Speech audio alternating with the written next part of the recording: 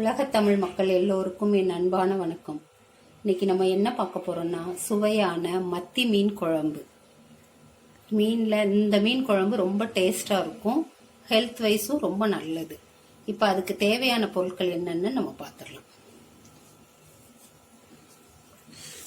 ஒரு 15 சின்ன வெங்காயம் இந்த மாதிரி நீல வாக்கில் கட் பண்ணி வச்சிருக்கிறேன். ஒரு 6 சின்னதா உள்ள பச்சை மிளகாய், 2 தக்காளி, ஒரு 3 ஸ்பூன் தேங்காய், துருவின தேங்காய், இதை அரைக்கிறதுக்கு. கடுகு, சீரகம், வெந்தயம் இதெல்லாம் தாளிக்கும் போது தேவைப்படும். மஞ்சப்பொடி, மல்லிப்பொடி, மிளகாய் பொடி, உப்பு. முதல்ல நம்மளோட ஹீரோ மத்தி மீன், இது ஒரு 3/4 கிலோ அளவுக்கு நான் எடுத்திருக்கேன். புளி ஒரு பெரிய எலுமிச்சம்பழ அளவுக்கு ஒரு புளியை நல்லா ஊற வச்சிருக்கேன். இப்போ எப்படி செய்யலான்னு பார்த்துடலாம். அடுப்பில் ஒரு மண்சட்டியை காய வச்சிருக்கிறேன். அதில் ஒரு 3 ஸ்பூன் எண்ணெய்,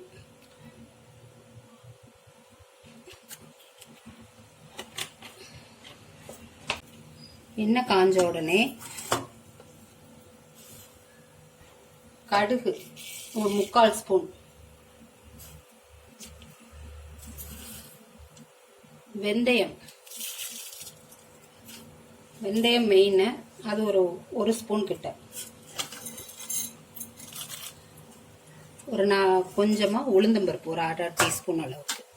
இது முதல்ல பொரியட்டும். இது பொரிஞ்ச உடனே வெங்காயம், பச்சை மிளகாய், கருவேப்பிலை இது எல்லாத்தையும்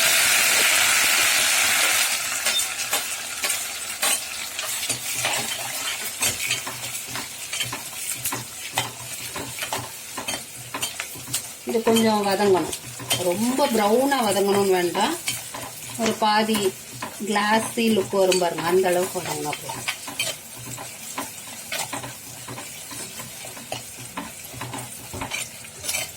மத்தி மீன் குழம்பு ரொம்ப நல்லது. அதில் ஒமேகா 3 நிறைய இருக்கு. ஹார்ட் பேஷண்ட்ஸ்க்கெல்லாம் ரொம்ப நல்லது. வளர்ற வயசுல உள்ள குழந்தைங்களுக்கு கொடுத்தீங்கன்னா ரொம்ப நல்லது. நல்ல கொலஸ்ட்ரால் அதில் நிறைய இருக்கு. டேஸ்ட்டுமே ரொம்ப நல்லா இருக்கும் மத்தி மீன் குழம்பு. வெங்காயம் இந்த அளவுக்கு வதங்கினோடனே தக்காளி ஒரு 2 தக்காளி கட் பண்ணி வச்சுருக்கீங்களா, அதையும் போட்டுக்கலாம். அதையும் போட்டு லேசாக வதக்கிட்டு இதை கொஞ்சம் வதங்கினோடனே நம்ம இந்த பொடிகள் எல்லாம் போட்டுடலாம். மல்லிப்பொடி, மஞ்சள் பொடி, மிளகாய் பொடி அதெல்லாம். தக்காளி இந்த அளவுக்கு வதங்கினோடனே ஃபஸ்ட்டு மஞ்சள் பொடி கொஞ்சம் சிம்மில் வச்சுக்கோங்க. சிம்மில் வச்சுட்டு மஞ்சள் பொடி, நான்வெஜ்ஜுக்கு கொஞ்சம் மஞ்சள் பொடியெல்லாம் நிறையா போட்டால் நல்லாயிருக்கும். நான் ஒரு ஸ்பூன் ஃபுல்லாக போடுறேன், ஒரு டீஸ்பூன். இது மல்லிப்பொடி ஒரு 5 ஸ்பூன் போடுறேன். இந்த குட்டி ஸ்பூனுக்கு 5 ஸ்பூன், டீஸ்பூன் இது.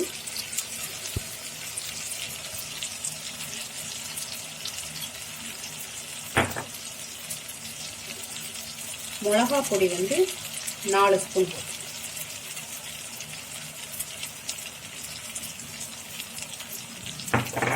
இந்த எண்ணெயில இதை லைட்டா வதக்கி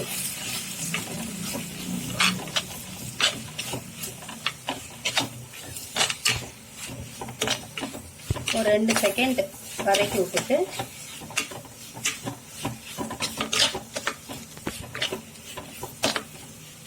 நம்ம கரைச்சி வச்சிருக்க புளியை அதில் ஊற்றி. மீன் குழம்புக்கெல்லாம் கொஞ்சம் புளி நல்லா சுள்ளுன்னு இருந்தால் தான் நல்லாயிருக்கும்.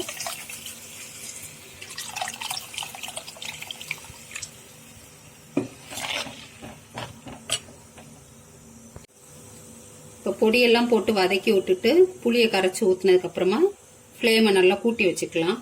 கூட்டி வச்சுட்டு உப்பு தேவையான அளவு நான் ஒரு 2 ஸ்பூன் அளவுக்கு போடுறேன். ஏன்னா புளி உப்பில் போட்டிருக்கனால அதுக்கு தகுந்த மாதிரி உப்பும் போட்டுக்கணும்.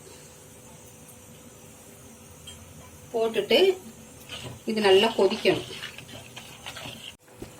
பாருங்க, குழம்பு நல்லா கொதிச்சிருச்சு. இந்த ஸ்டேஜில் நம்ம எடுத்து வச்சிருந்த தேங்காய் கூட ஒரு ஸ்பூன் சீரகம் போட்டு அரைச்சிருக்கோம்.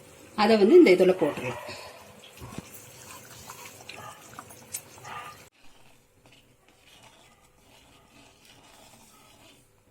தண்ணி தேவைன்னா இந்த ஸ்டேஜில் இன்னும் கொஞ்சம் தண்ணி வேணும்னாலும் விட்டுக்கலாம். இப்போ தேங்காயெல்லாம் போட்டு கொதிச்சிருச்சு. இந்த ஸ்டேஜில் உங்களுக்கு உப்பு உரப்பு காரம் எதுவும் தேவைன்னா போட்டுக்கலாம். போட்டுட்டு நம்ம மீனை போட்டு விட்டுறலாம்.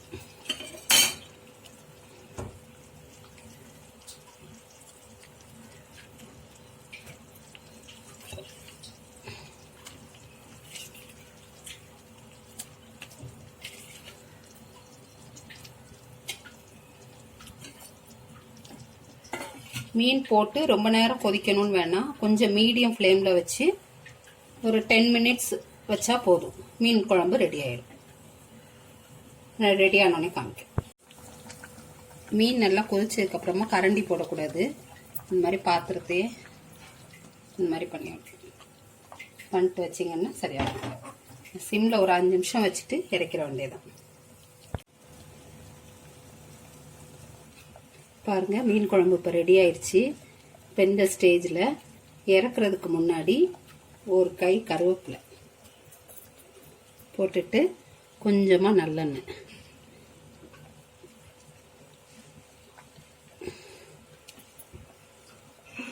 போட்டு ஆஃப் பண்ணிட்டு டக்குன்னு மூடி வச்சிருங்க.